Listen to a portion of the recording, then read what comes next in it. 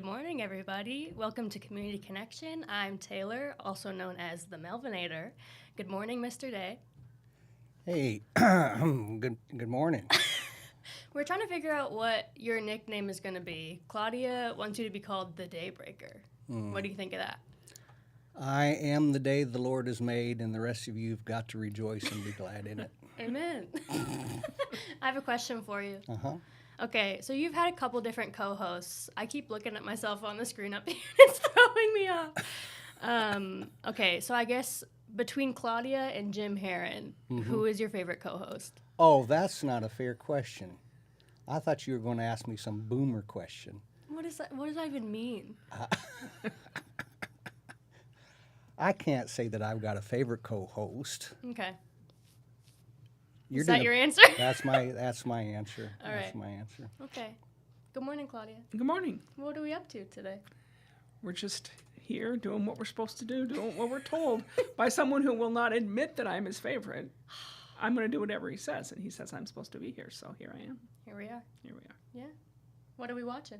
So what we're doing is we're watching, I don't know if you remember a few weeks ago, we pulled up a video as a commercial, and I think everybody was going like, what?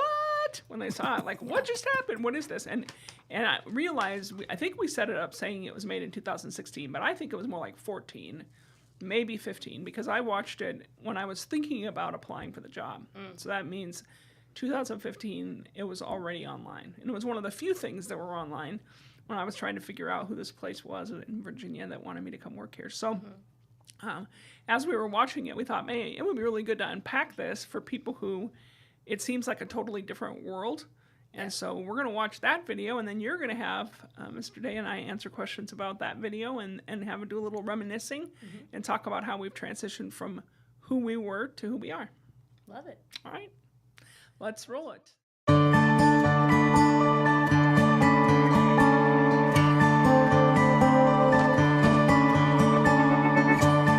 Patrick Henry Family Services began just a little over 50 years ago. What started out as a boys' home has grown to so much more. Their desire is to create an environment for children so that they can be safe and successful. Every child needs to be loved and motivated. Those are the two basic needs of all children, but especially the children who come here. They need to be loved unconditionally, and they need to be motivated, as all children do. Patrick Henry has many outreach programs available today. I currently oversee 4 different ministries. We have Hat Creek Camps and Conferences here. We have our Patriot Sports, which is a developmental sports program for Patrick Henry. And we also have Unbridled Grace, which is our equestrian program. They all minister to the community and to our own residents, so we're very excited about that. A lot of these kids, they've never been to the great outdoors before. A lot of these children have not seen God's creation or been fishing or had a chance to go on a ropes course or even ride a horse. So we are blessed just to be able to offer these opportunities to these children, and we're looking forward to the future. Well, my first home was a group home. My second home was a foster home. And before I graduated from high school, I lived in 57 different places.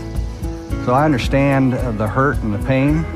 I'm personally passionate about that, as well as professionally passionate about it. Our children are going through so much. They're going through divorce, abuse, and neglect. Through Patrick Henry Family Services, Hope for Tomorrow Counseling, we're able to help these families rebuild and reconnect with each other. Right now, we're seeing about 300 individuals every month in our 3 different counseling centers. And not only are those counseling centers ministering to the families of the children in our homes, but they're ministering to families in the community. We see couples stay together, marriages stay together. We see children stay in homes that otherwise would clearly not stay in home. Children that have been taken from their parents by social services, mainly reunited with their parents because they come for the Hope for Tomorrow and the programs we offer. Beyond counseling, if a child needs further care, there's the Patrick Henry Boys and Girls Homes. Here in each one of the cottages, we have a Christian married couple that oversee each one of the residents. They provide parenting and they provide mentorship to each one of the kids. They provide that stable home environment that they're lacking in their own home. All kids need to feel safe and secure and loved, and they may not have had that for whatever reason from the environment that they were coming from. When they first come in, they're angry. They're very angry that they're put here for whatever reason. It may have been something they have caused, but still, no child wants to feel like that they can't stay in the family that they were born into. The biggest challenge that we have is to break down that barrier, to get them to know that we do care about them, we are sincere. We have to build a relationship slowly with each one of them individually so that they really do realize that we do care. It doesn't happen overnight. Some children are different. Some take 3 months. Some take 6 months to get that relationship that we're trying to build with them. You have to be patient with them, loving, compassion towards them. They're never going to forget that time that they had with people that could pour their life into them and pour their heart into them and just nurture them. Our goal is to reunite families if that's all possible. And if they can't do that, then they would stay here. But still, it'd be growing up in this type of family atmosphere where we love them, show them how to do housework, laundry, so they can live on their own. So when they go off to college and be successful in their life. And I think that's our heart, and our ministry is to do that with each child that we come in contact with. Here at Patrick Henry Boys and Girls Homes, it's actually very near and dear to my heart. Matter of fact, the very cottage that I'm sitting in front of was the cottage that I stayed in. From 1990 to 96, I was here as a resident, and like most kids, they come into the organization. I came from a broken family. I dealt with a lot of different things, like abuse, alcoholism. One of the best things that my mom could have ever done for me was put me in the Patrick Henry Boys and Girls Homes. Stability was provided for me. For the first time, I was actually raised by a Christian couple that were just like parents to me. And they provided a lot of the different things that I wasn't getting from home. You know, really, I am the man that I am today because of this organization. When children come here, they feel abandoned, they feel rejected. And rejection is probably the deepest and longest lasting emotional wound any human being can experience. And so we take children and we love them unconditionally. We receive them as they are, but we motivate them to be better human beings. That's the basis of what we do. So as you can see, Patrick Henry Family Services is an organization that wants to see families and children succeed.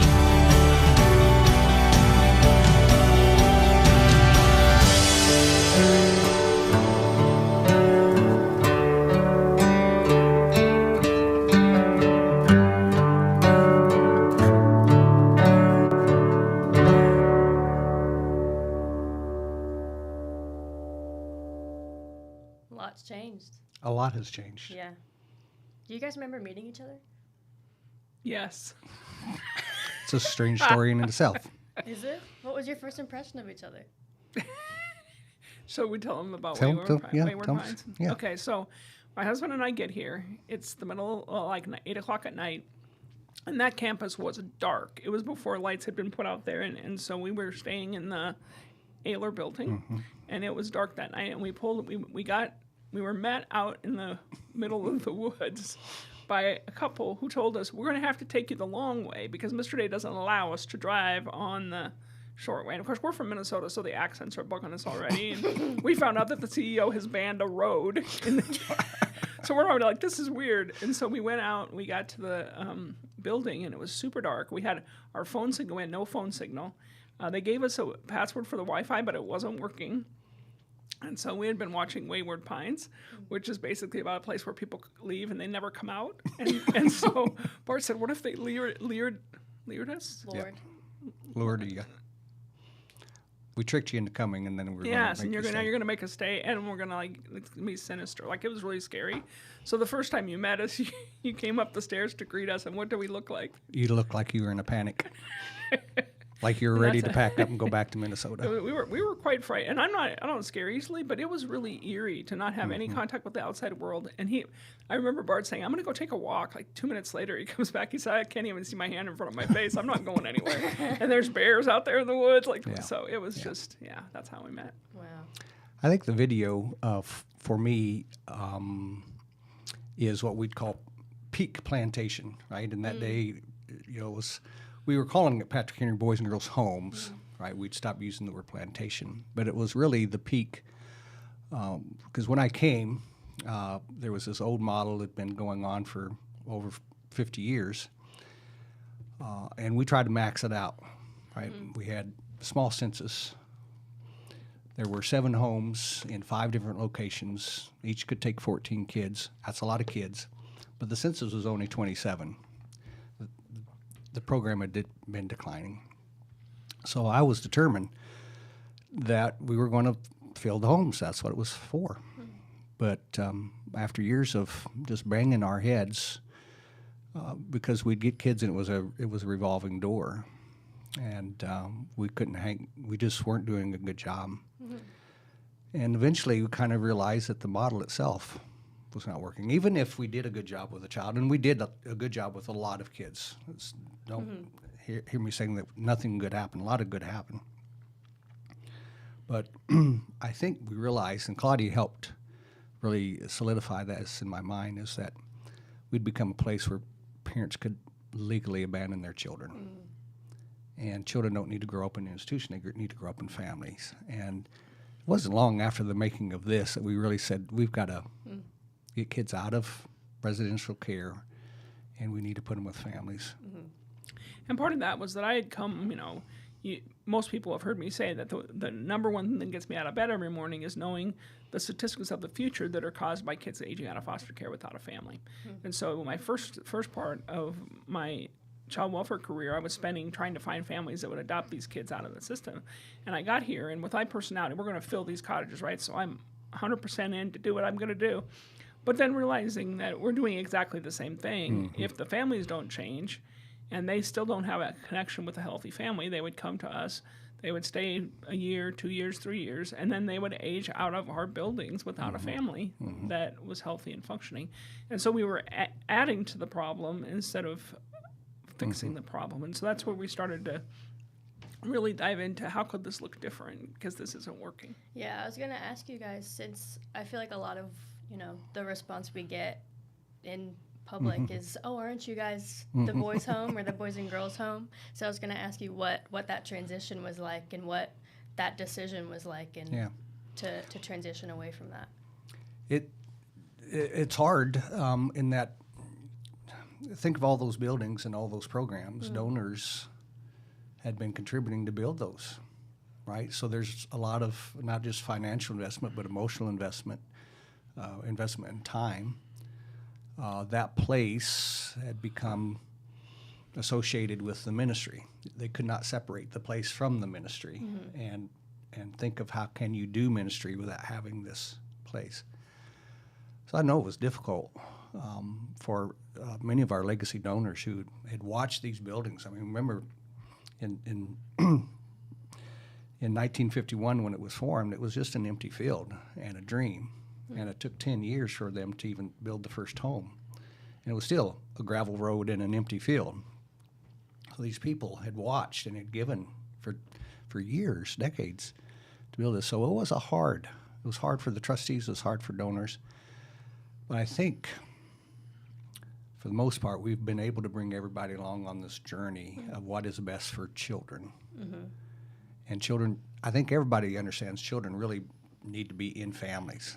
They need to be in their own family if that's at all possible. And sometimes when that's not, then they should be with another family. Yeah. Right?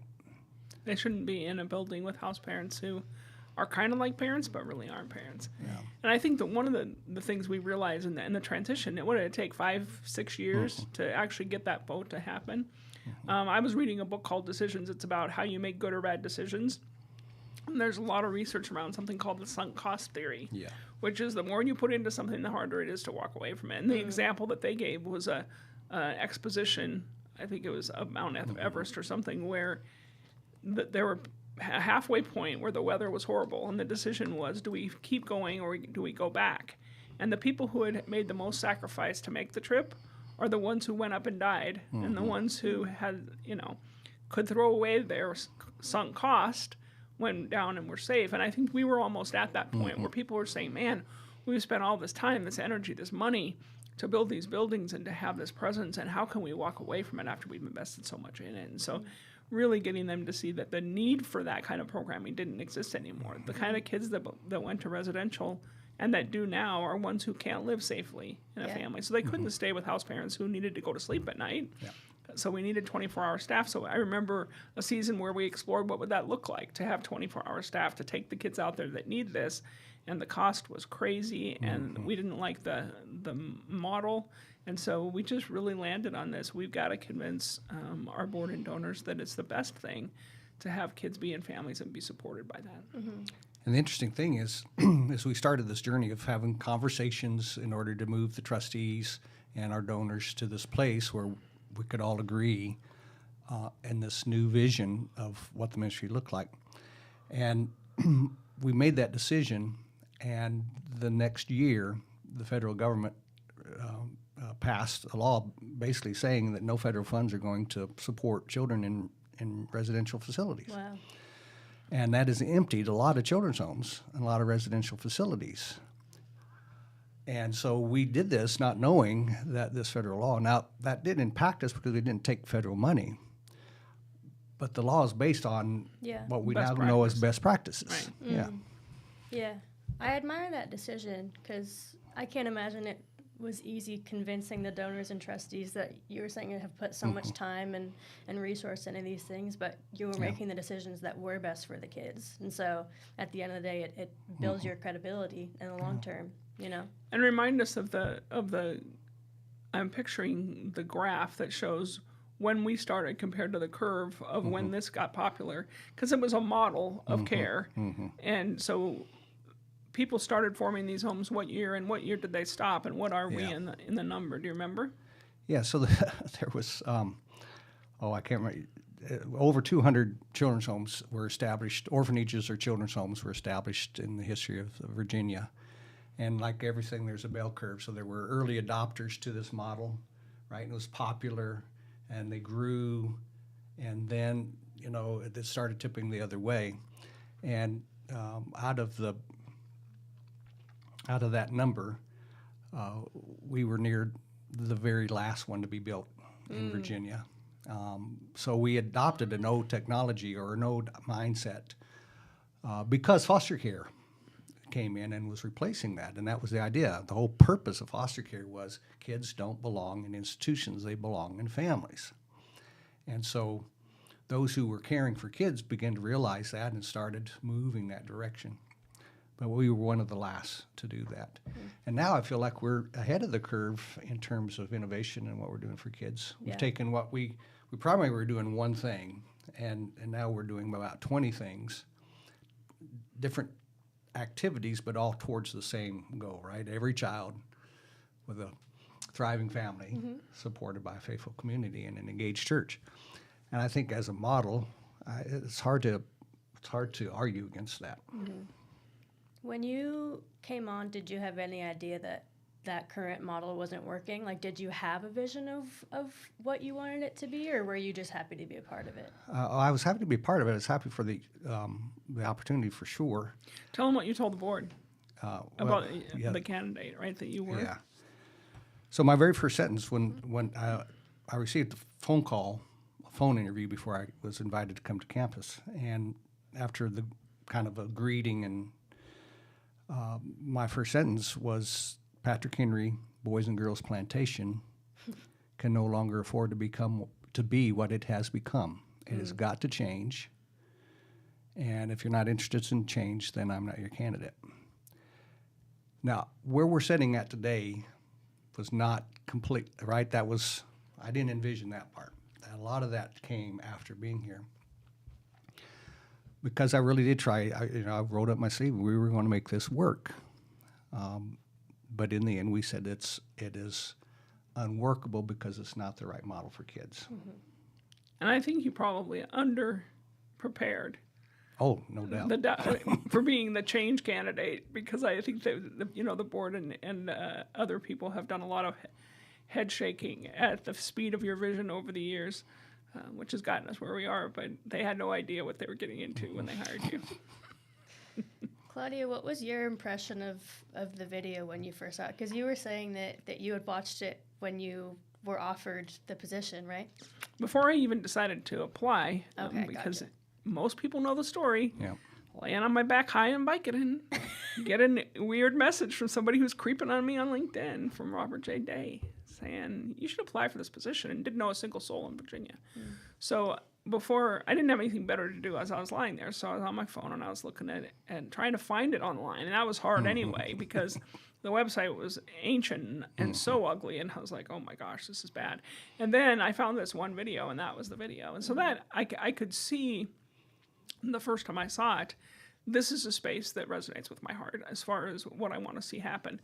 I think at that time, one of the most compelling things for me was that my kids had been in residential. We had a couple of our sons who, as teenagers, had been in group homes like this that had very ineffective ways of dealing with kids. And so it was like a next step in my journey to kind of redeem the decisions that I made as a parent, that my husband and I made, kind of to redeem that, to say, we're going to find a place that doesn't do the things that hurt our kids when they were in residential. So that was part of it as I saw it of, oh man, I remember the places my kids were in, and I could have make a difference. And I think one of our first conversations, Mr. Day said a lot of the kids that come here are coming out of adoptions that aren't working well.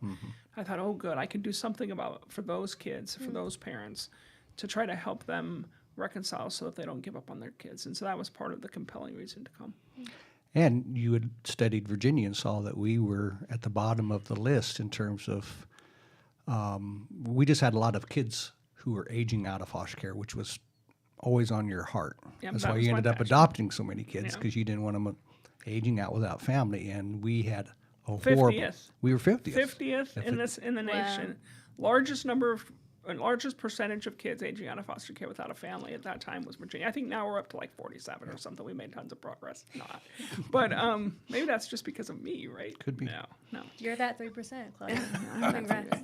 But really, I think that was compelling to me. This is a place that could use the passion that I have to give a state where is not doing well with this, and maybe I can make a difference. And you can't change that number and run a children's home where they age out of group homes, Right. right? Most kids who, right, Right.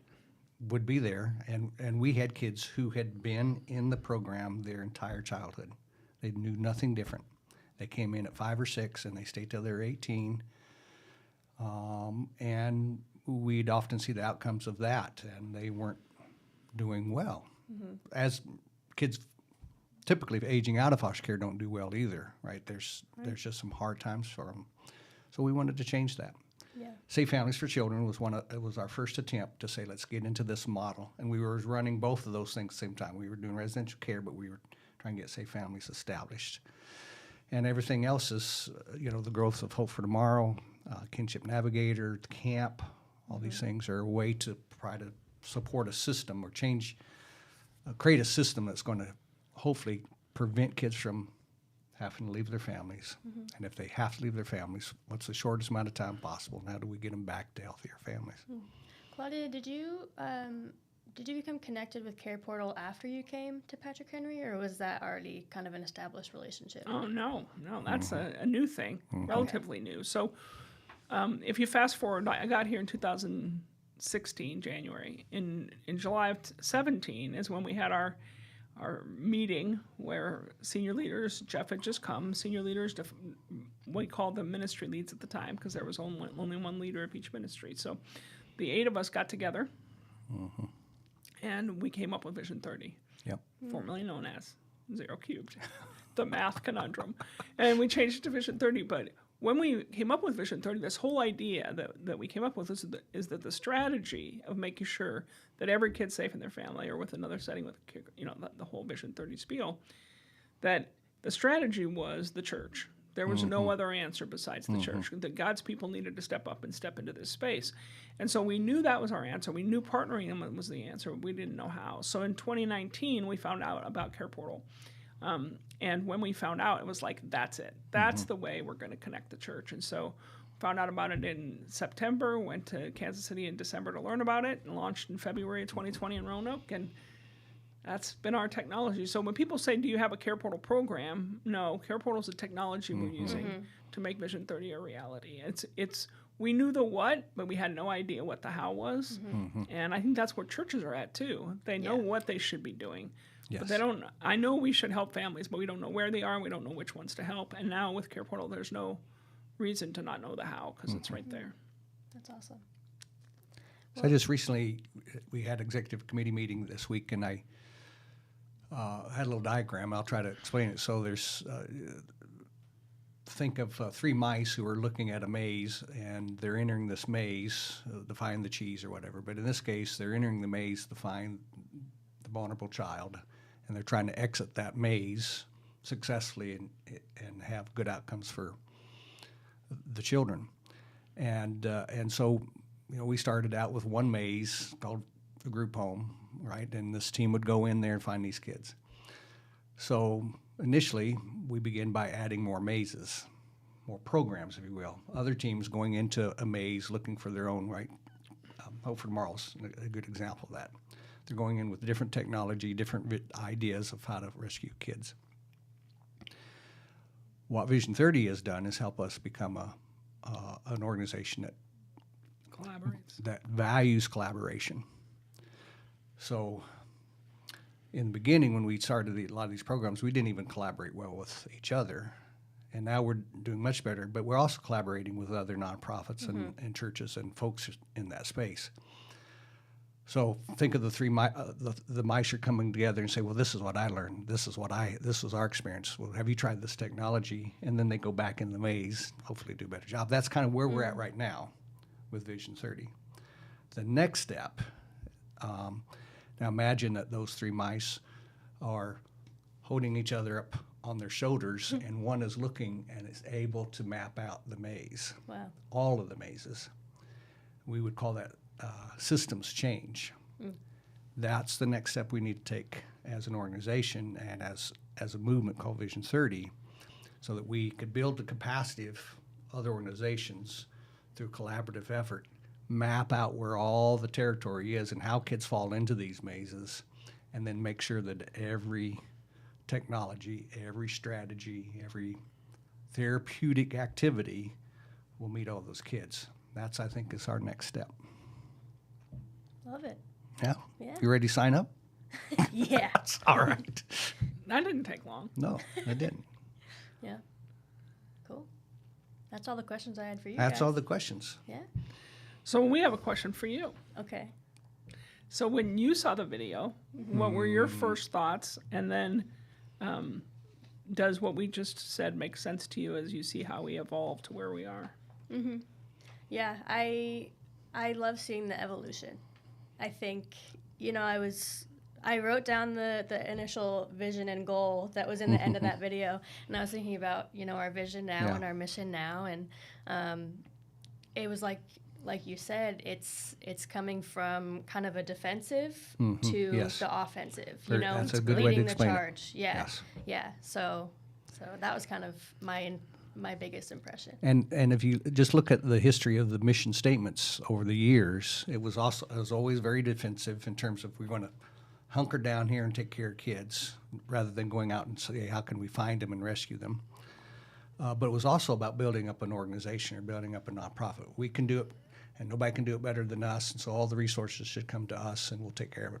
And now we just kind of taken that and turned that outwards and saying, what can we do to help equip other folks to do that? Yeah, it's almost like feeling like you're more established in the space and feeling more confident in your vision setting and obviously the experience that you've all gained in this space. You're able to lead that out. Well, interesting is, while there's been challenges, obviously, and not everything worked out according to plan, God has blessed His organization over the years for reasons that only God knows why right? I think we were blessed better than probably we deserve, but that's the story of every Christian. And so I love the fact that we're at a place that we're at. Yeah. And he has helped lead us here. And so I want to finish with this, since we're running out of time. This is the third book in the series that I wrote about rescuing children and healing adults. And it really tells the story of what we've been talking about. This organization, what it was like over the years, and the transformation and the decision-making. And I talk about some of the hard stuff in here. And I talk about the mistakes that I made in leading the organization. So if you've not gotten this, if you're seeing this for the first time, if you would like, I'd be happy to send you a complimentary copy. All you need to do is send an email to me and ask. Give me your address, and you can do that at rday, that's RDAY, at patrickhenry.org. And I'm happy to send you a free copy of this that tells the journey and lays out the dream. Love it. Okay? Love it. Thank you for... Of course. It was fun. Was it fun? Good. It's nice to see you on this side of the... I know. It's the weird to be room. staring into where I'm usually sitting. All right. Well, thank you, both of you. And thank you. And we'll see you next Thursday on Community Connection. Nobody gets to choose their family. If a person is fortunate enough to be born into a healthy family, then life can be much like floating down a smooth, gentle river in the summertime. But an unhealthy family is like a dangerous river, filled with rocks, debris, and fast-moving water. This river swiftly leads to the steep waterfall of adulthood, tragically forming a new river of dysfunction. Even if you aren't born into an unhealthy river, there are many streams that cause a person to get there. But there is only one way to get out, and that is through a meaningful relationship. Across our region, there are many agencies, churches, and families who are devoted to helping children escape from unhealthy rivers. Some feel their role is to wade in and rescue children. They foster, adopt, or provide safe families. Others stand by the river and support the rescuers by providing what they need. Still, others are upstream and stand in the gap to keep children from ending up in the negative situations. At Patrick Henry Family Services, we see ourselves as having an additional role. We are running up and down the shores of the unhealthy river, screaming, "Can't you see the children in the water? You have to do something." Vision 30 is a 10-year initiative. By 2030, we envision a region where all children are safe in their own family, or with caregivers who are supported by a local faith community. So, where do you stand at the river? Are you upstream, keeping families together and strong by standing in the gap? Are you in the river, directly impacting children? Are you on the shore, providing support for the brave folks who have entered the river? Or are you just passing by without noticing? No matter who you are, come down to the river with us. Let us help you find your place. Not only will lives be changed, but you will never be the same.